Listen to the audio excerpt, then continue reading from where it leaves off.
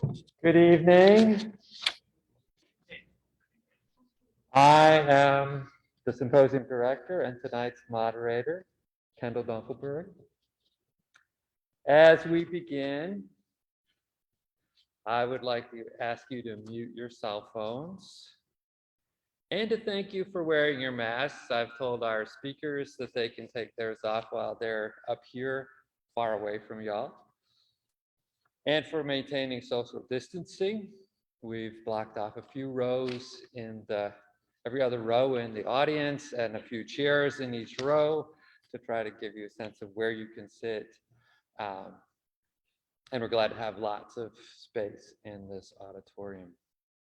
We're happy to be able to have an in-person event again this year, and your cooperation will make that successful.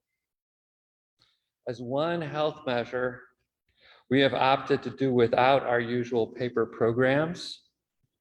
Instead, we have flyers posted in the lobby that list our schedule, and we invite you to read author bios on our online program at meu.edu/Welty/program, or go to Welty and click on program.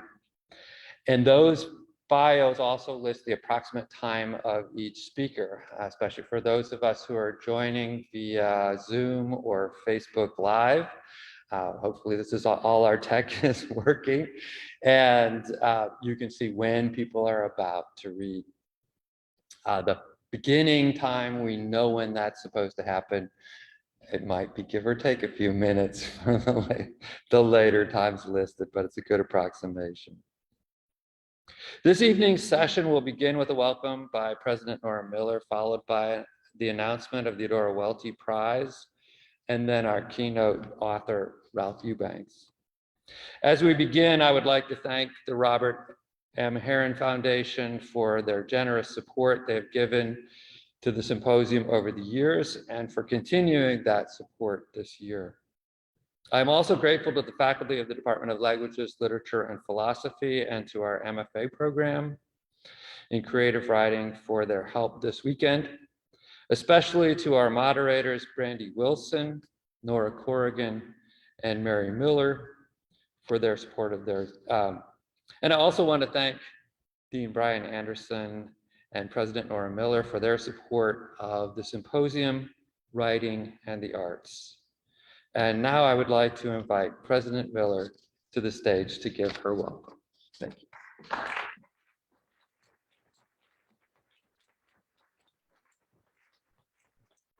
Thank you all very much. I would like to welcome you, those who are here in real life and those who are joining us virtually. I'd also like to especially thank Dr. Dunkelberg as director of the symposium, and Dr. Tom Richardson, who is our Welty chair and who teaches our Welty symposium class each year that I am delighted to be a part of. I was telling people at the IHL College Board meeting this morning on campus that when I was growing up, my favorite holidays were Christmas, St. Patrick's Day, and the 4th of July, because I love parades. But since coming to the W, I've added Welty Writer Symposium right up there with the rest of it. It's a great experience, and I'm so happy to see so many of you out here to share it with us. I would like to encourage your participation in Friday and Saturday's readings. If you are able to join us here in person, that's great.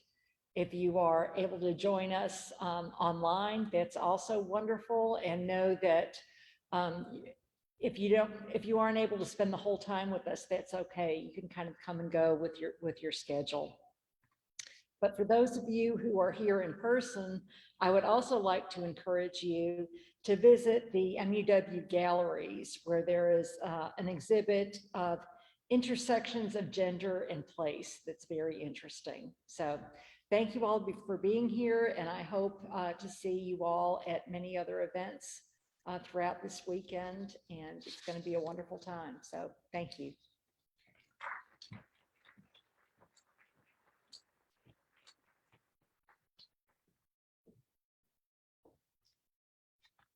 Thank you, President Miller. Each year, the Mississippi University for Women, in conjunction with the University Press of Mississippi, awards the Eudora Welty Prize, which will be presented this year by Jordan Nettles, Publicity and Promotions Manager at the Press.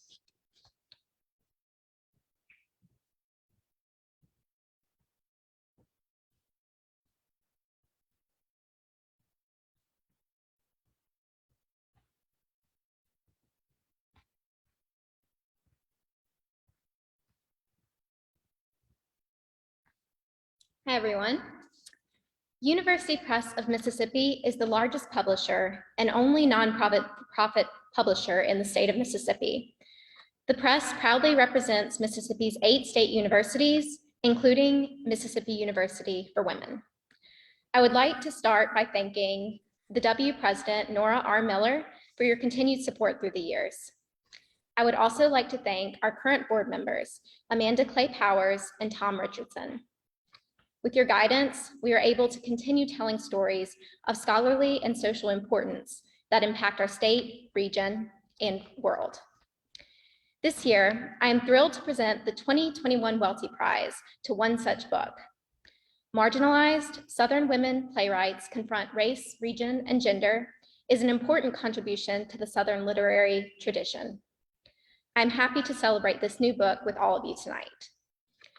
In Marginalized, author Casey Kaiser examines the work of Southern women playwrights, such as Pearl Cleage, Sandra Deer, Lillian Hellman, Beth Henley, Marcia Norman, and Shay Youngblood. These writers experience various marginalizations in an already marginalized region, and do so in a marginalized genre. Dr. Kaiser explores the way these playwrights respond to that marginalization and their strategies for depicting the South. Ultimately, the book addresses a key gap in Southern studies. As of responding to this year's theme, all they saw was at the point of coming together, a confluence of Southern writers. Casey Kaiser draws Southern women playwrights to their rightful place in the literary fold. With the presentation of this prize, we can surmise that Casey Kaiser's book will emerge as an essential work in the field, paving the way for future scholarship. Casey Kaiser is Assistant Professor of English and Director of the Medical Humanities Program at University of Arkansas. She is co-editor of Carson McCullers in the 21st Century and Understanding the Short Fiction of Carson McCullers. Her work has appeared in the Journal of Medical Humanities, Pedagogy, Mississippi Quarterly, and Midwestern Folklore. Congratulations to Casey Kaiser, the winner of the 2021 Eudora Welty Prize.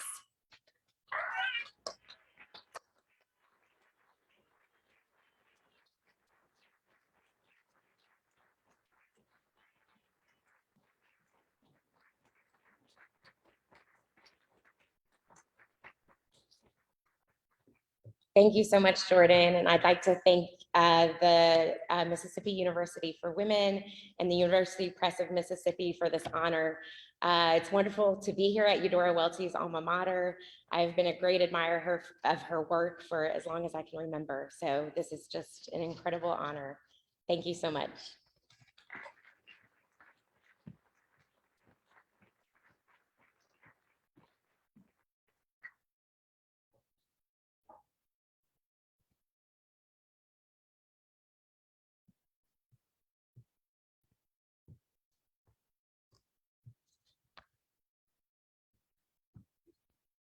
This year's symposium theme, All They Saw Was at the Point of Coming Together, a confluence of Southern writers, comes from Eudora Welty's novel, The Optimist's Daughter.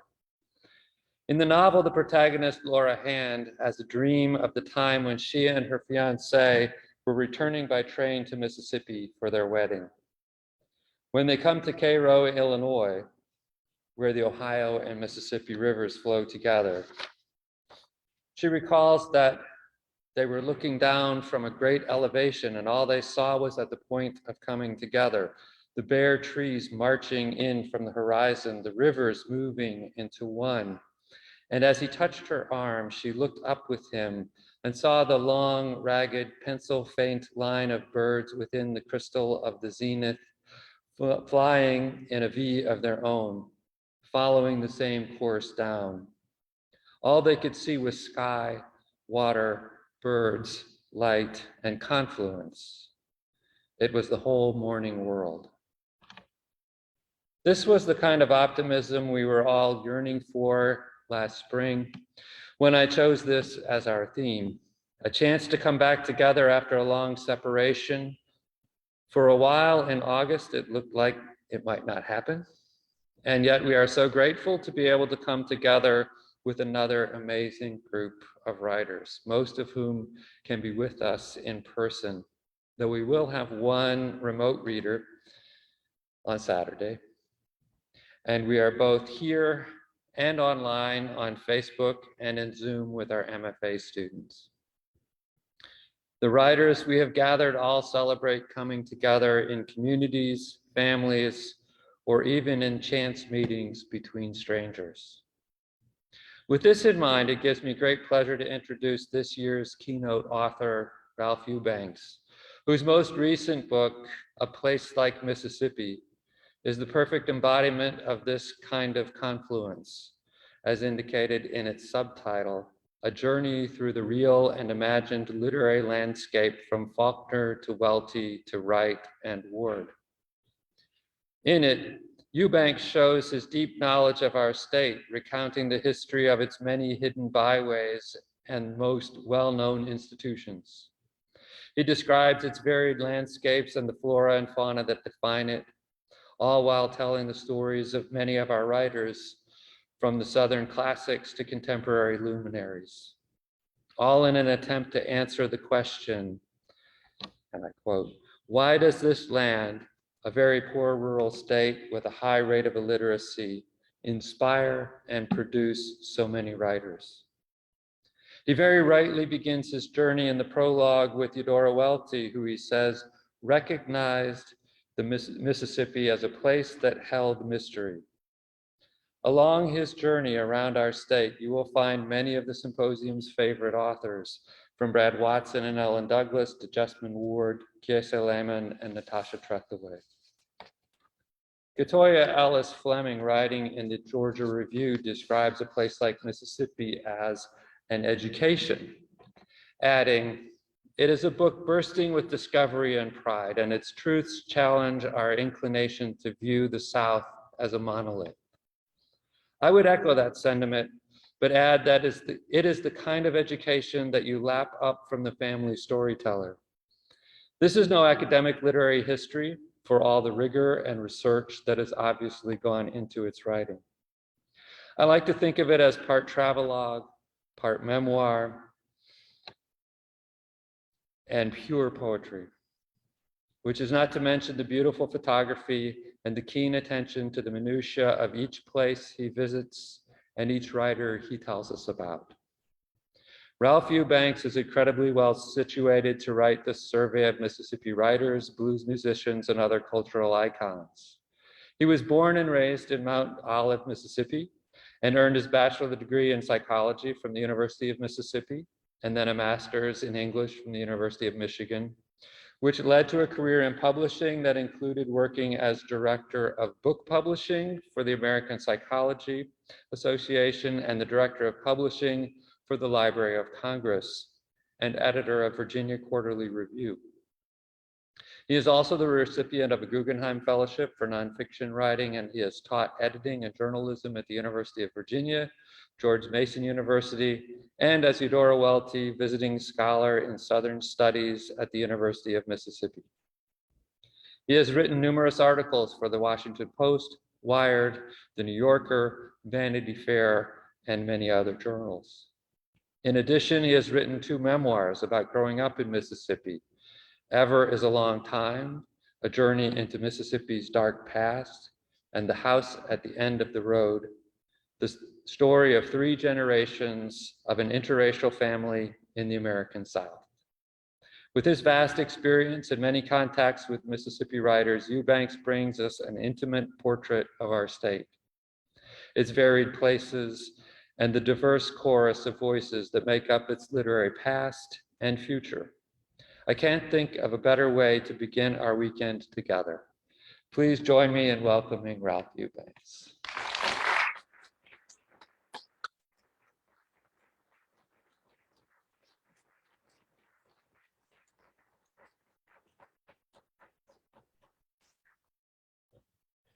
Thank you all so much for, for being here tonight, and I want to also welcome those who are joining us virtually tonight. So I don't want them to feel left out. I'm very happy to be here tonight and to be back in Mississippi. I returned to Mississippi in January of 2016 to teach at Millsaps College. And the night that I returned, I wrote in my journal, "It is strange being back in Mississippi after all of these years." It's not that I hadn't visited over the years before, because I had. The evening I arrived in Jackson, it hit me that I had not actually lived in Mississippi since I was 20 years old. The passage of time and the flood of memories that came back to me upon my return were my own temporal convergence. As I sat in Lou's self-serve that night at the bar, sipping a very generous pour of bourbon, I noticed that there was an old post office window in the restaurant. And I wondered at that moment if Eudora Welty had come to that window at one time, since it's right next to her favorite jitney jungle. As I thought of my own personal journey at that moment, I was also reminded of Eudora's, which she contemplated in one writer's beginnings. She wrote, "It is our inward journey that leads us through time, forward or back, seldom in a straight line, most often spiraling. Each of us is moving, changing with respect to others. As we discover, we remember. Remembering, we discover. And most intensely, do we experience this when our separate journeys converge." Although I had long been a reader of Eudora Welty's fiction, it was not until I was regularly walking by her old house on Pinehurst Street that I began to feel this intense connection with her. Until that year that I lived in Belhaven, I always referred to her as Miss Welty when I was speaking of her. When asked why the formality, I would respond that, well, we were never really acquainted. But after that year, I began to refer to her as Eudora because I really began to feel this intense connection with her. I've experienced quite a few unlikely confluences of time and memory since returning to Mississippi more than 5 years ago. In Jackson, that night, it felt strange to be back in Mississippi. Now it feels strange to be writing about Mississippi in Massachusetts, where I am on a fellowship right now, far away from the subject of my writing, which is the Mississippi Delta. While I feared that distance at first, since I've grown so close to Mississippi, both since my return and while working on my last book, I've come to embrace this distance. As I talk with people in Cambridge, I'm much more likely to use y'all than when I'm here in Mississippi.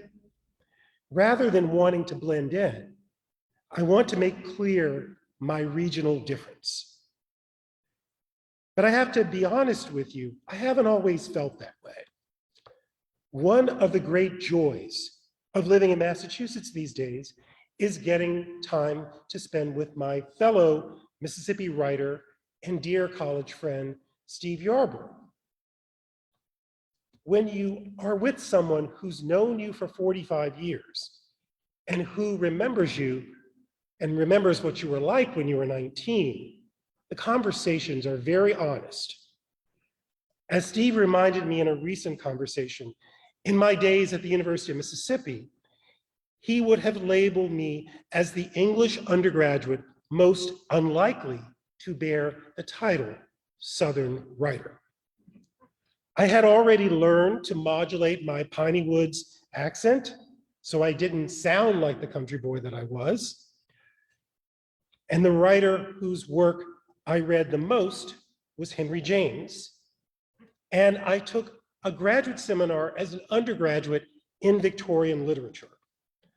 I was more likely to be seen with a copy of eminent Victorians than I was with the work of Faulkner. Outside of Faulkner, I rarely read the work of Southern writers, since my introduction to that genre as an undergraduate had been paired with a reading of I'll Take My Stand. The message the agrarians made very clear to me was that Southernness and whiteness were the same. As a Black man, I felt that I would never be a true Southerner. That meant the stand I took eventually was to leave the South and to erase its mark on me. When I entered graduate school at the University of Michigan, Faulkner's biographer, Joseph Blockner, was teaching there. I sat in on his Faulkner seminar once, just to check it out, but I elected to take as my primary graduate seminar one in modern British fiction instead. And it was at that moment I thought I had truly made my break with the South. For much of my adult life, I've lived a life apart from my native Mississippi. Living a life as an expatriate Southerner was part of my life plan, a seed that was planted by books I read about distant northern cities, as well as the letters I received from pen pals I acquired from the English-speaking Union from across the Atlantic in London and down under in Australia. These seemingly anonymous epistolary exchanges instilled a curiosity in me about the world outside of my little Mississippi town.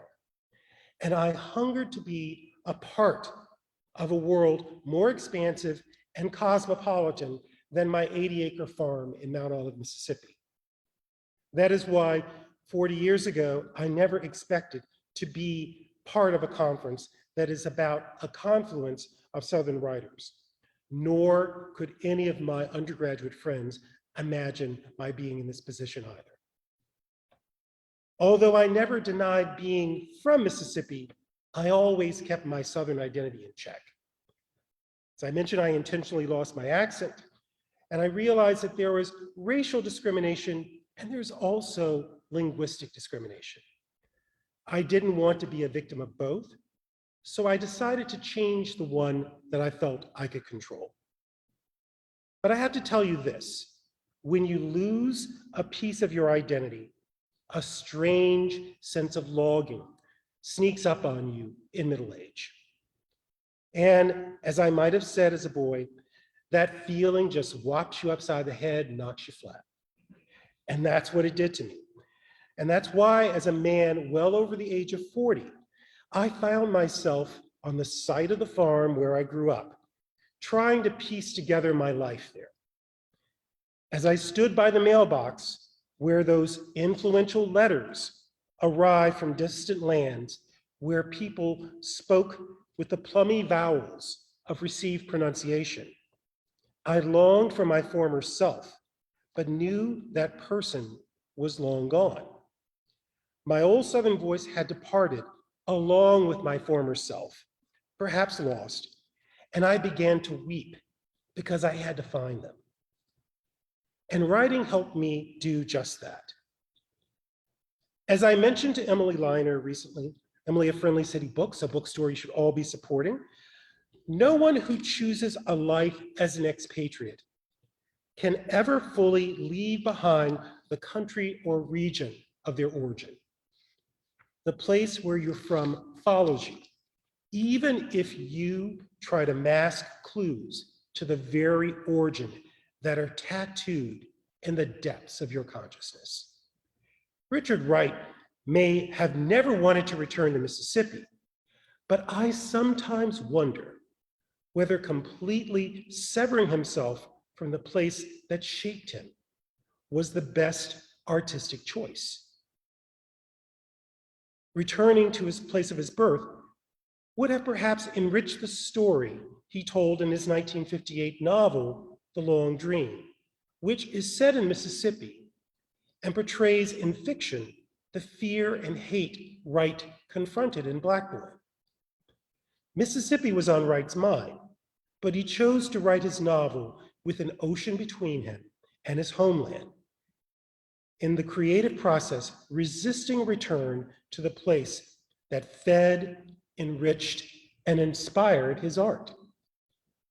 Clearly, Wright was drawn back to Mississippi, yet he resisted the pull to return either for fear of his life, something that was quite real in 1958, or to avoid reawakening the trauma of his youth. By the time I chose to return, I could deal with the comfort Wright never imagined. That's why in a place like Mississippi, I explore the state with the eyes of a native son, as well as the eyes of someone who looks at his home state with a sense of exile. The traditional way of thinking of the story of Mississippi literature is that our literary culture springs from Delta or from Roanoke and Oxford. But I chose to begin on the Gulf Coast with two writers who share a similar sense of love for Mississippi, as well as a sense of exile from the place. And they both make a point that I believe is true, and that is that geography is fate. Just going to read a bit from a place like Mississippi. In a 1971 lecture, Ralph Ellison cited Heraclitus' axiom, geography is fate, in comparing how the way his native Oklahoma shaped him was different from the way Mississippi shaped Richard Wright. Although reinvention and renewal represent part of the artistic vision of the work of Trethewey and Ward, both writers have been uniquely shaped by their geographic origins and surrounding landscape. Geography is both fate and literary inspiration.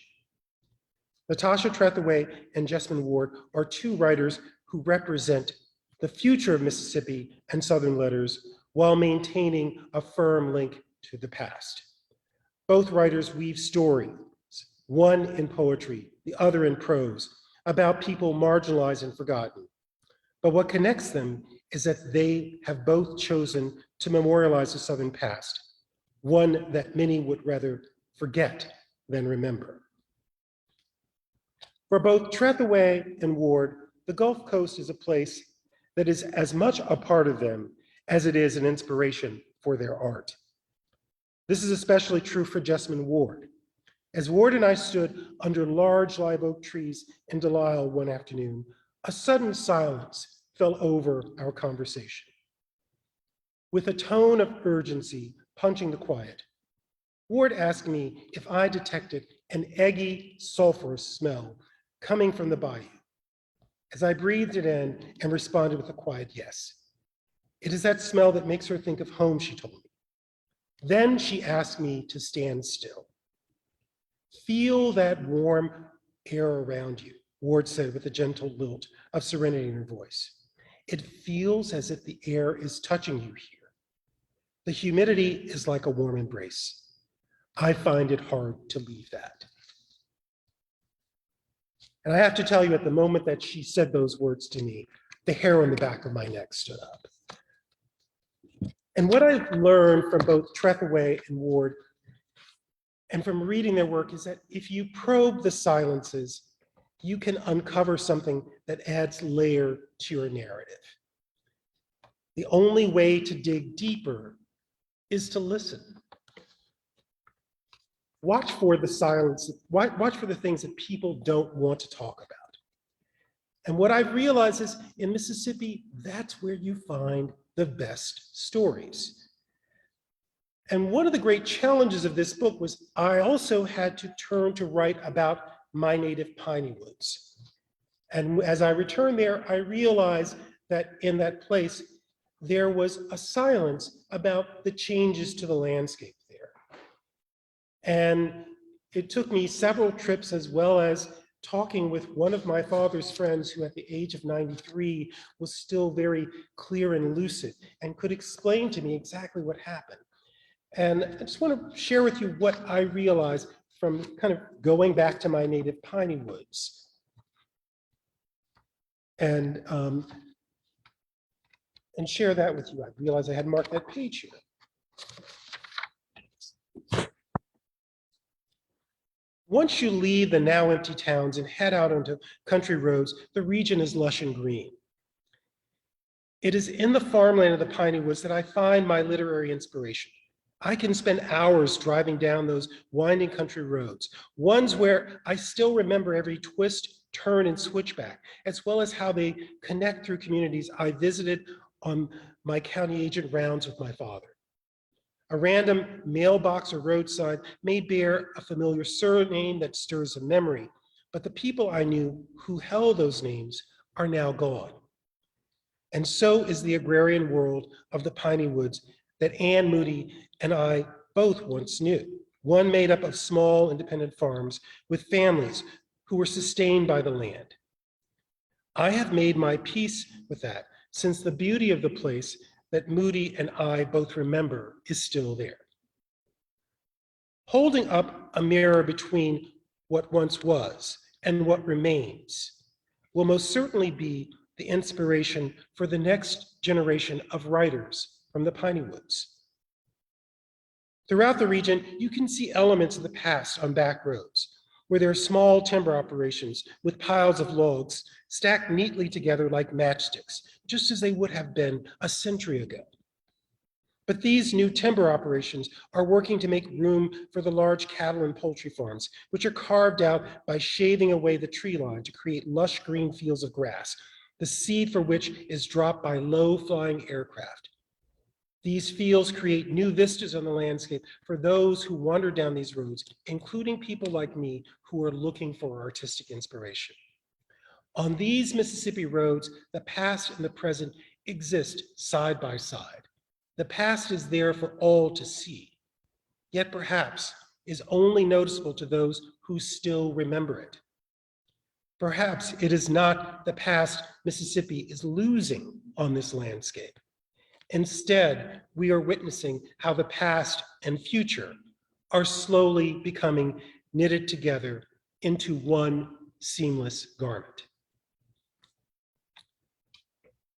Since a place like Mississippi weaves together writers' stories with photographs, I wrote as much about the photography of Eudora Welty as I did about her literary work. I've always been haunted by her story, A Worn Path, and her photograph, A Woman of the 30s. And although Suzanne Mars and I have argued about this countless times, for me, it is hard for me not to look at Welty's photograph and the story and see Phoenix Jackson. And I know that Eudora didn't use her images ekphrastically, but I still see that connection. And I want to just read a bit from what I wrote about A Worn Path and what it is that I see in the photograph itself. Welty describes Phoenix as a woman who looked straight ahead. Her eyes were blue with age. Her skin had a pattern all its own of numberless branching wrinkles, as through a whole little tree stood in the middle of her forehead, but a golden color ran underneath. For me, it is hard not to look at Welty's photograph, A Woman of the 30s, and see Phoenix right down to the branching wrinkles in the middle of her forehead. With her coat securely buttoned, she looks as if she is at the beginning of a long walk, much like the character in A Worn Path. In a single photograph, Welty has found the core of a story, the beginning of a narrative. Welty's photographs of Mississippi reveal the wide-ranging curiosity and unstinting empathy that also marks her work as a writer. Her photographs are usually in outdoor settings, and the landscape is as much a part of the images of the person or object she caught in her frame. Welty's photographs evoke memories of a time when Mississippi was a much more insular place. with unique hand-lettered signs rather than the mass-produced ones that are now ubiquitous all over the country. And because Welty, as a photographer, was so engaged with her subjects, she often engaged in conversations with the people she photographed before clicking the shutter of her camera and kept in touch with many of them. Her photographic subjects project a degree of trust simply because their expressions and body language seem genuine and not posed. And what I always say about the composition of Eudora Welty's photographs is that they are really composed with a sense of intimacy rather than this distance. For a lot of photographers, keeping a distance from your subject is a part of the way of taking a photograph. But for Eudora, it was this intimacy, and it really comes through in her work. And that's why I spent so much time studying these photographs and writing about them. One of the questions that I have been asked quite frequently is, why did I choose to end a place like Mississippi in the Delta at Parchman State Penitentiary? And I did that because Parchman, I believe, is a place that looms large in Mississippi's literary imagination. It's something that I think we often deny because of our connection with Parchman as a place of punishment and that connection with crime. And as someone who probes the silences as part of his writing, Parchman was the ultimate silence. And not only was it the ultimate silence, it was also, I realized, the land of the silenced. For several weeks, I visited the prison writing project run by Louis Bourgeois, and I led discussions of the work of Mississippi poet Etheridge Knight. And I chose Etheridge Knight's work because although Etheridge Knight was from Mississippi, he was imprisoned in Indiana. And what I came to realize is that had he committed the same crime in Mississippi that he committed in Indiana, we would not be talking about him as a poet. Because in Indiana, he took classes, his work came to the attention of Gwendolyn Brooks, and I think he would have been working in the fields at Parchman rather than writing poetry.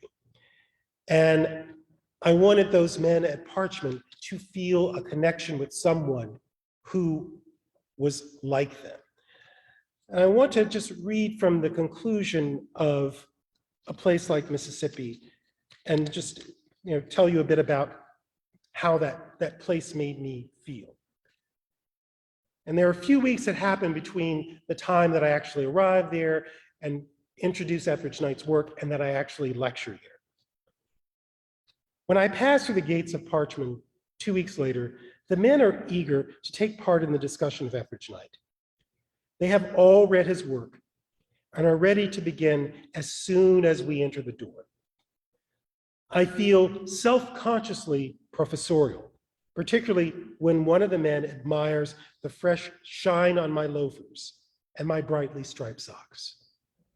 Quickly, I turn the conversation from the dress that sets me apart from the men inside these prison walls to the poetry of Etheridge Knight, pointing out the rhythm and musicality of Knight's writing and the influence of the blues in its cadences.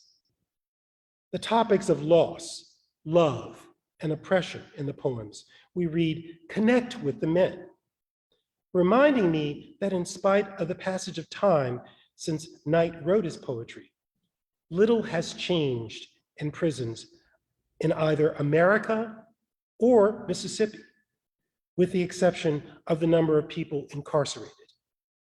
Since Knight published Born of a Woman in 1980, Mississippi's prison population has risen by 392%. When we read a poem from that collection, Hard Rock returns to prison from the hospital for the criminally insane, the men all agree that they have known someone like the central figure of the poem, Hard Rock, a man who had the scars to prove his toughness and resiliency behind bars. For his toughness, he is lobotomized. And this is how he's described. His eyes empty like knotholes in a fence. Reminding the men that one way or another, medically, physically, or spiritually, the prison system finds a way to tame you.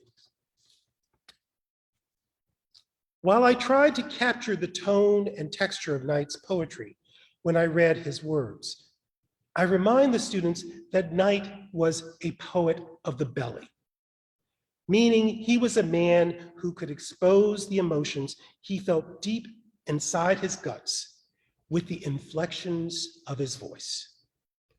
My focus when teaching poetry is language, making me realize I had emphasized Knight's wordplay, as a scholar would, more than his raw emotion.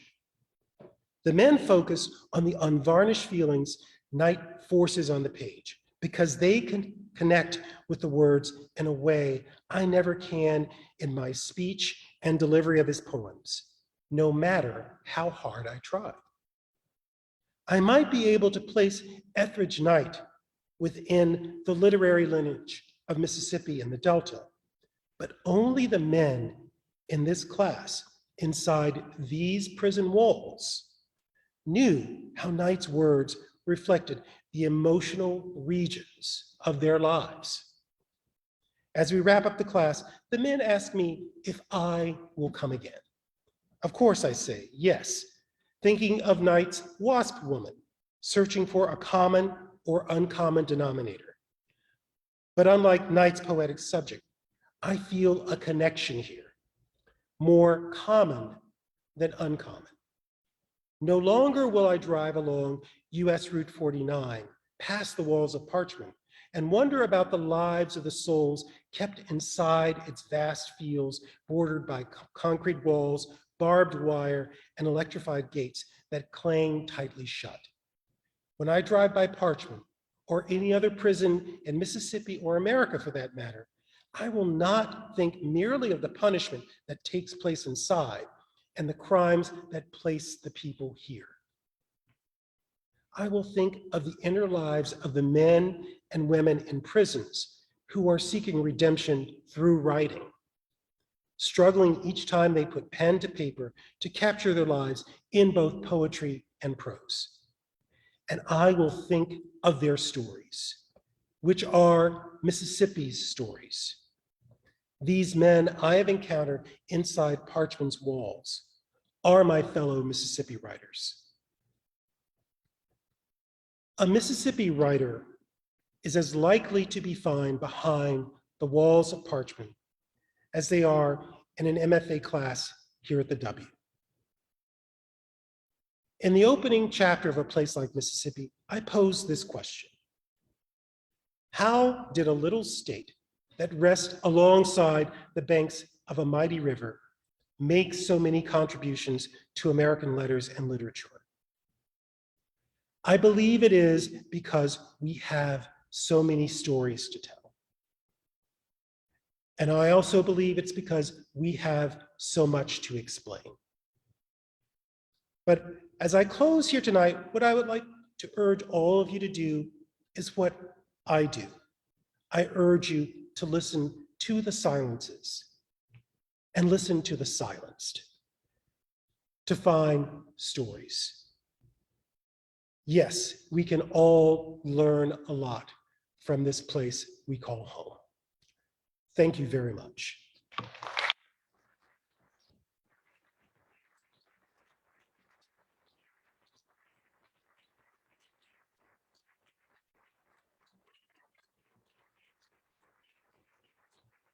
Are there questions?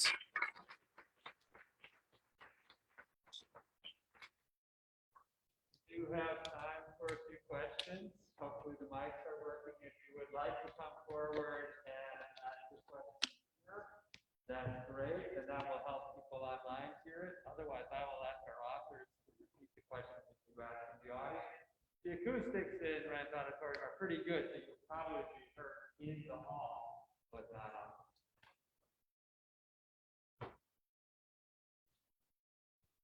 And our online folks are hooked up to the audio so they can ask questions. And our MFA students are watching Facebook to ask some of those questions for people who are watching live. Okay.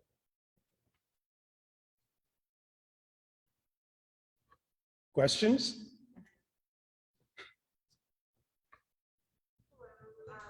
Hopefully I'm heard by whoever is in the atmosphere as well.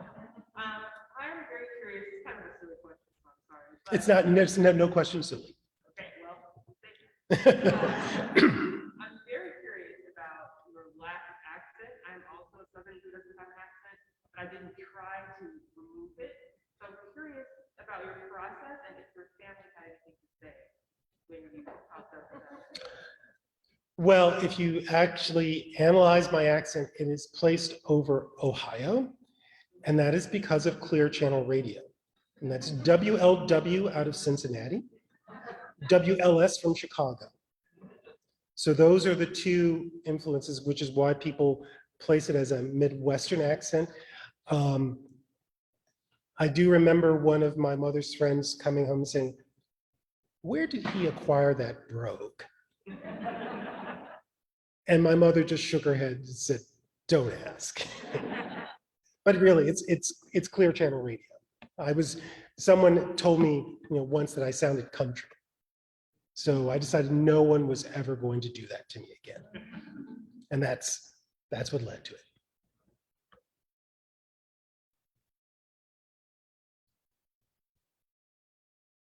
Other questions?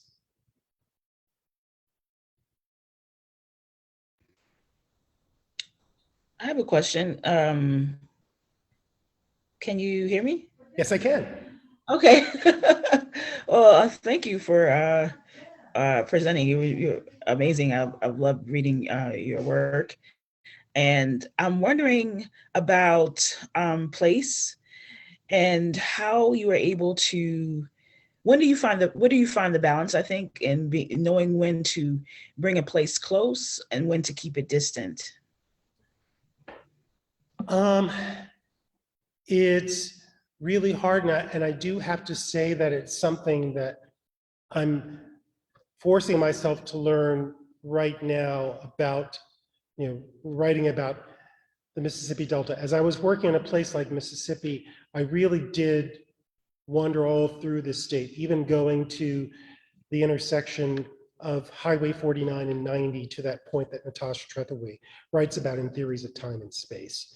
So the places were very much a part of that. I think when I do need to distance myself from it is when I'm trying to tell a much broader story. And there are parts of this book that were written from my home in Washington, D.C.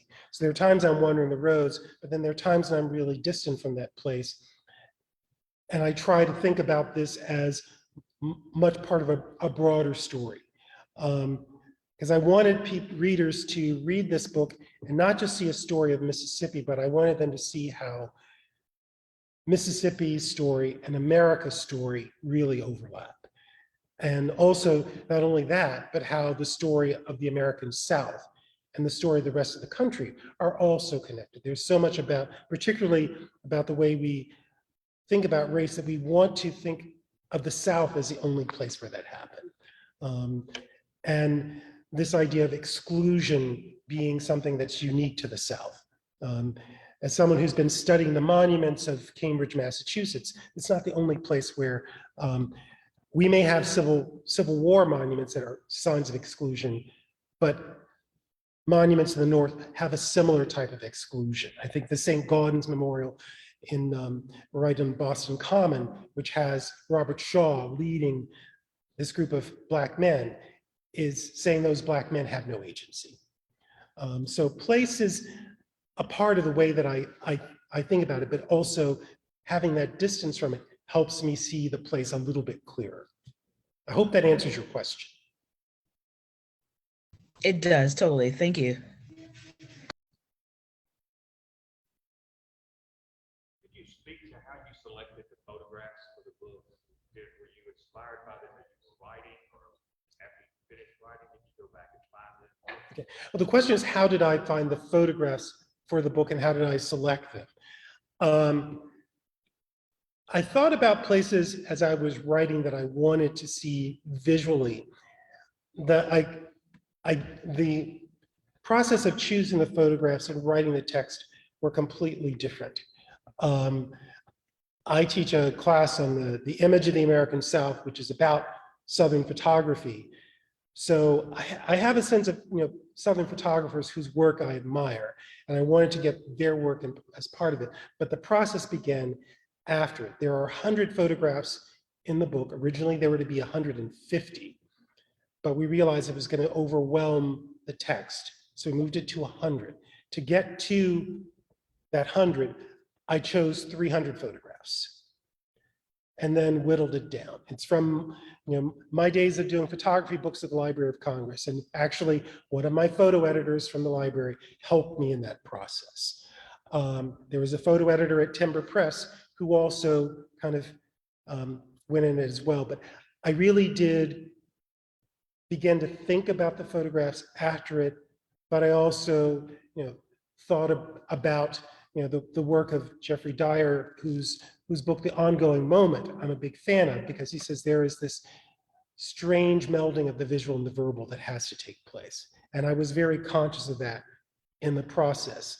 And there were a few times the photo editor at Timber Press wanted a different image than what I had chosen, and I always won out. Because she realized she's in Oregon. I said, I'm here, that's the image. And she said, okay. So that's so it took place after the book was written.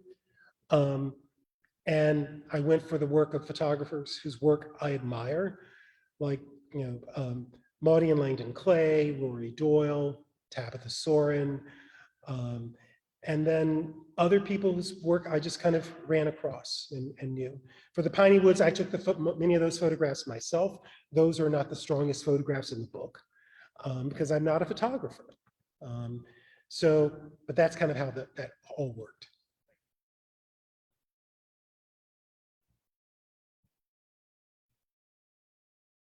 Other questions? Certainly someone has a question out there.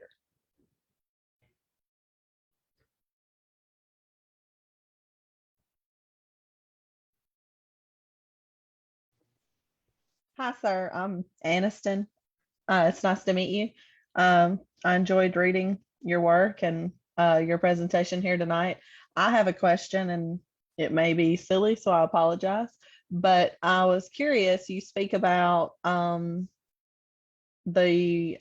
was really fascinated about Parchman and the writers that are from there. And I was curious if you had any experience, were there any types, I guess, of particular crimes of people who could not participate in this program? How did that program, basically, how did the people who participated get selected to participate in it, or was it open to everyone? I was interested in that. It's open to everyone. I was doing that program with the older population there. There was one in the, I think it's Unit 29, which is a high security area. But at that point, they were on a form of lockdown, and I could never get to that class there. I never asked any of the men what crimes they committed, but what I did learn from them is something that has really stuck with me, is that for many of them, prison was the first time they'd ever gotten any type of education. Some of them hadn't gotten a GED. They'd earned their GEDs in prison. And what I realized then is, had someone taken that interest in them younger, the thing that kept coming back to me is, would they be sitting here in Parchman? And I think that's the question, the thing that I'm really wrestling with right now is, what is that, that school to prison pipeline? What actually feeds that? And that's, for me, that's a deeper question that I'm exploring on this book on the Delta. What actually feeds that? Because one of the things that I've learned in my research about Parchman and prisons in the Delta is that many of them the people who are prison guards in the Delta actually are guarding their own relatives. And that really just slays me to think about that.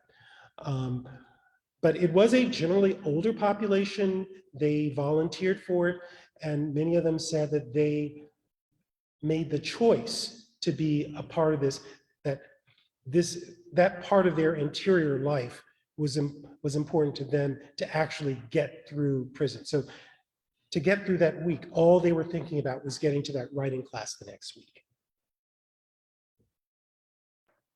Thank you. And I understand, having a criminal justice background, I encountered a lot of people as well who didn't get an education, ironically, until they ended up in prison. And I too am fascinated with the question of what that disconnect is. So thank you for answering my question. Oh, thank you for the question.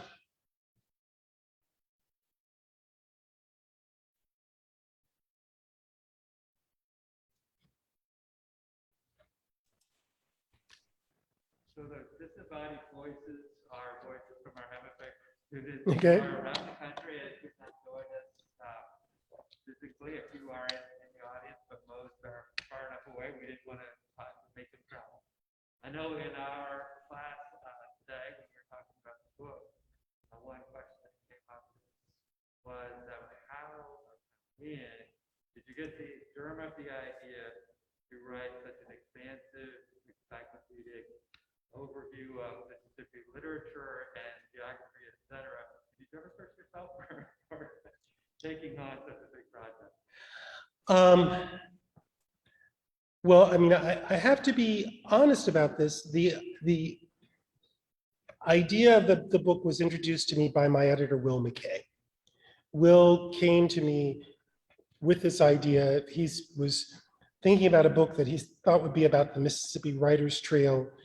And he said, I'm checking on people who would be the person to write this, and it seems like all roads lead to you.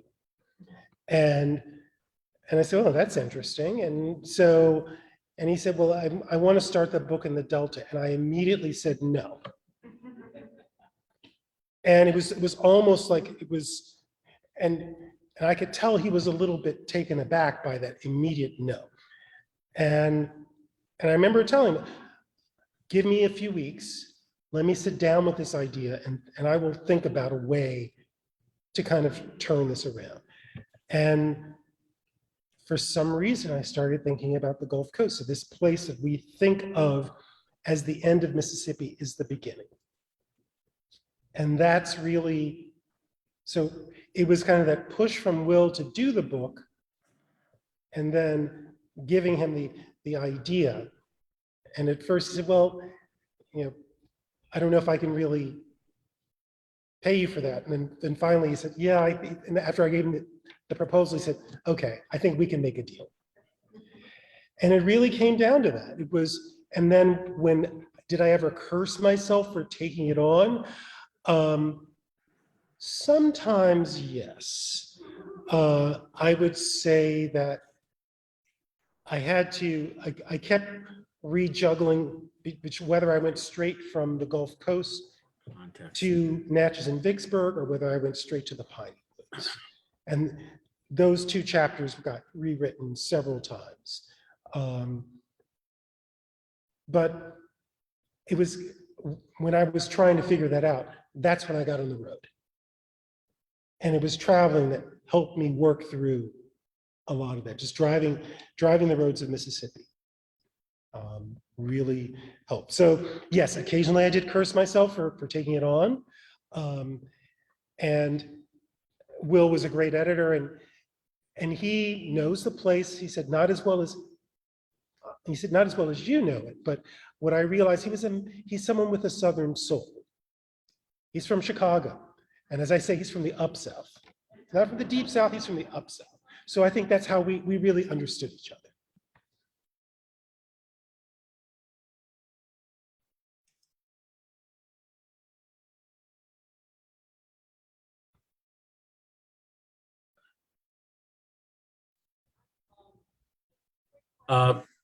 Mr. Eubanks?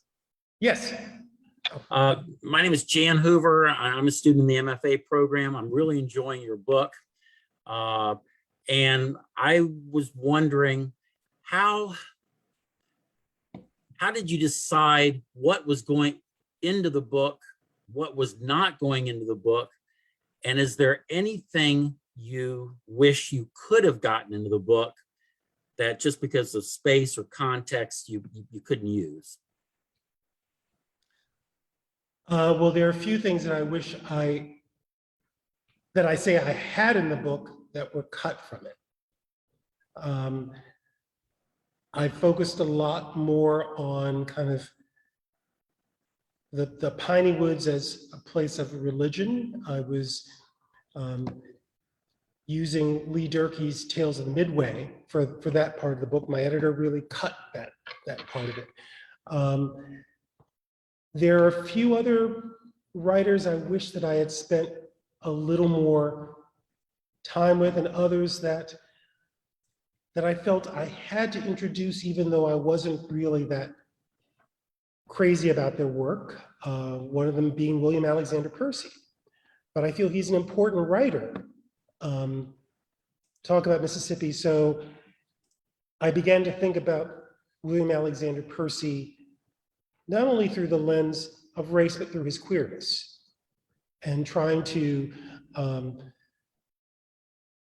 probing the question as to whether the way that, Bill Percy approached life and race was a way of maybe masking his sexuality. So yes, there are things that I wish that I had more a part of the book, but others, there are parts things that I wish I would have explored a bit more on Faulkner, but it would have become a book about Faulkner. And that's the great challenge, is trying to include as many people as you can. And then as a result, some people kind of, because you've got to also have the narrative flow. And that was the other thing. So much it was driven by whether the narrative flowed or whether I was getting bogged down. And where things got cut was where the narrative was getting bogged down, which every writer does. Anyone who tells you, oh, well, this all just kind of flowed out of me, that's a damn lie. It doesn't just flow out of you. Does that answer your question? Yes, thank you very much. And you had a question here. Yeah, it was basically the same question. But more specific, left out Columbus. I know, and as I told Emily, I wish that I had spent some time here in Columbus, a little more time here in Columbus. So yes, I think I focused much more on the Tennessee Williams of the Delta than that connection to Columbus. And going around the Cooter Mansion in Clarksdale, I have to say, I could see Big Daddy walk in that place. And,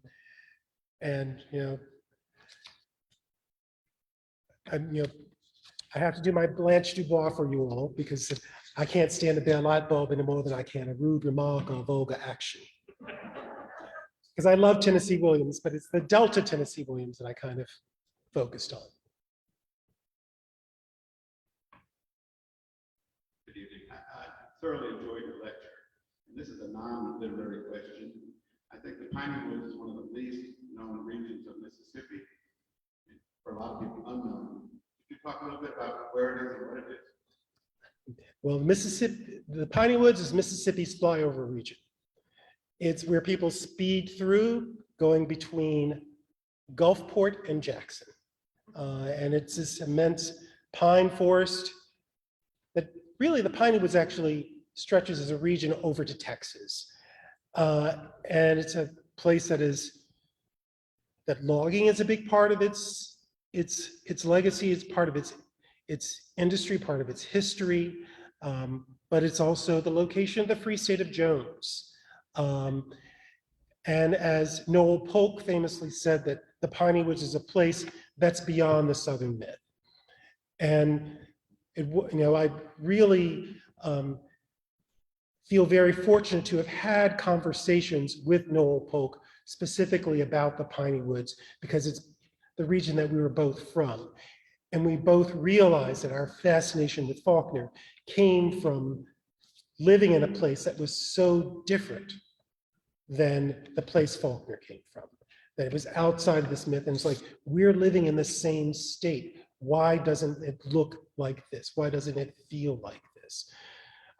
So when people ask me what's the Piney Woods, I say I think the reason people don't know it so well is it is our flyover region. And when I ask documentary photographers in Mississippi, and I know a lot of them, David Wharton at the University of Mississippi, Tom Rankin at Duke, none of them had any photographs of the Piney Woods. And that's why I had to take them myself. Because it's also a region that no one feels worthy of documenting. But those of us who are from there, like me and like Lee Durkee, we believe there's something there there's a story there, there's something worth telling there about the place. So thank you for that question.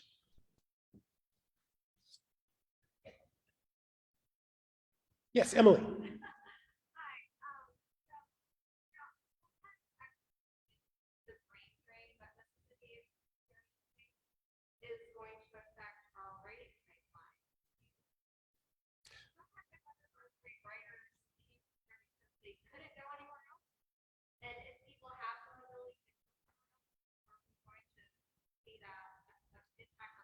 I think if you're a writer, you're going to be drawn back. I think that's what's going to happen. I mean, that's the question. Will Mississippi lose its writers? They're going to be drawn back because the stories here are just too good. And when my friend Steve Yarber asked me, did I ever think that I was going to write fiction? I said, no. I said, because I know to write fiction, you have to lie your ass off, but tell the truth. And I'm a lousy liar. So I really have to kind of piece the story together from things that I know and try to create a narrative from that, because I'm just such a bad liar. So will that affect writing? I don't think so. Because I think those who are our writers will be drawn back to us. And that's really what happened to me. And when I meet young people I have a young woman from South Haven who's my research assistant at Harvard this year. And she wants to come back, but she wants to spend some time away. And I think you're going to see a lot of that, people going away for a while and coming back. I'm not sure everybody's going to wait 40 years like me, but I think there are people who are going to come back. So, yes.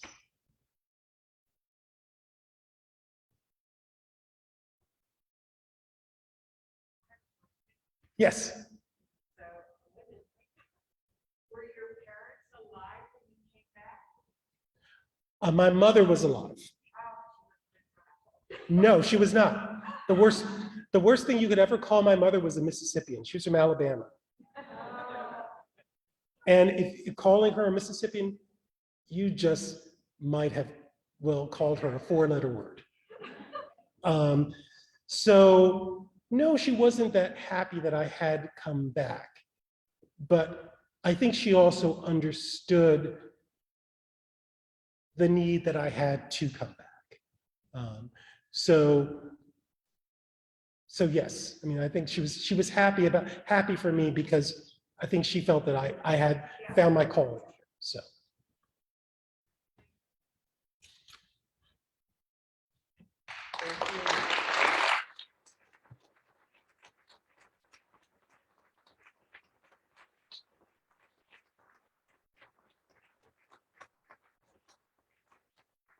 Thank you all very much.